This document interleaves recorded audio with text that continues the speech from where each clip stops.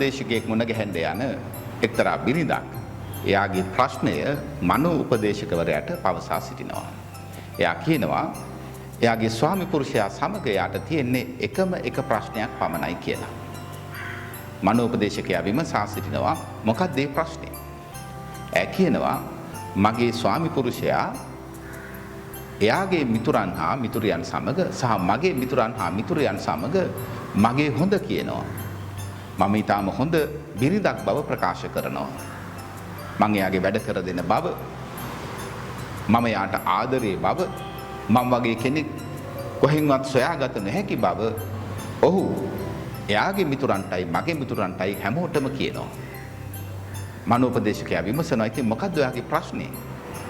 එයා කියනවා බිරිඳ කියනවා මගේ ප්‍රශ්නේ මේකයි.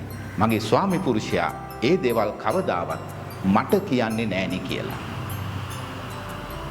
අපිට තියෙන ප්‍රශ්නෙත් ඒක. තමුන් සමග සිටින අය කැමති.